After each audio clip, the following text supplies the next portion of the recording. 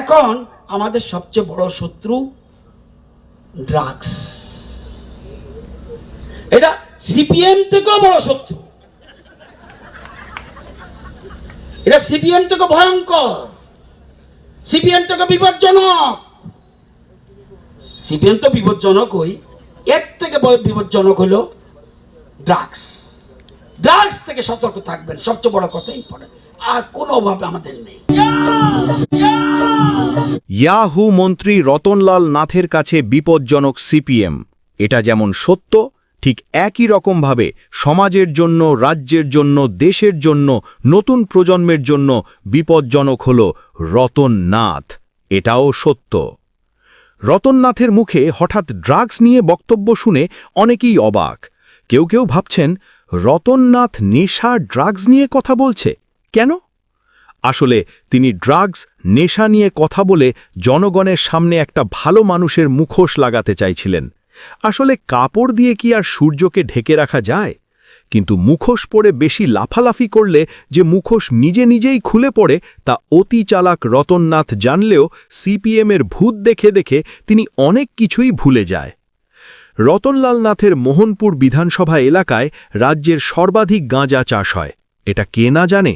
কিন্তু গত ৭.৫ বছরে মোহনপুর এলাকায় কোনো দিনও একটি গাঁজা বাগান ধ্বংসের উদ্যোগ প্রশাসনের ছিল না। বিনা বাধায়, সম্পূর্ণ সুরক্ষায় বছরের পর বছর হাজার হাজার একর গাঁজা চাষ হচ্ছে মোহনপুরে। প্রশ্ন হচ্ছে, কার আশীর্বাদে নিশ্চিন্তে নিরাপদে এই গাঁজা চাষ হচ্ছে মোহনপুরে? বছরের পর বছর হাজার হাজার একর গাঁজা চাষ হচ্ছে মোহনপুরে, কিন্তু একদিনও একটা বাগান কাটার সাহস দেখালো না প্রশাসন। কার ভয়ে? আর ড্রাগস পাচার থেকে মানব পাচারে বিশালগড় বক্সনগরের সাথে সমান প্রতিযোগিতায় আছে মোহনপুর। এটা তো ৮ থেকে ৮০ সকলেই জানে। মুখ্যমন্ত্রী তথা স্বরাষ্ট্রমন্ত্রীর কাছে কি এই তথ্য নেই? নিশ্চিত আছে। আছে বলেই তো ৭ বছর পর ধনপুর সাফ, কিন্তু মোহনপুর মাফ। মাননীয় মুখ্যমন্ত্রী প্রতিমাকে কাট করতে গিয়ে গত মাসখানেক ধরে প্রায় প্রতিদিনই পুলিশ ধনপুর সাফ করছেন। ভালো উদ্যোগ, কিন্তু প্রশ্ন হল, রতননাথের মোহনপুর মাফ কেন? সাফ আর মাফ কি স্বরাষ্ট্রমন্ত্রীর সাথে সম্পর্কের উপর নির্ভর করে?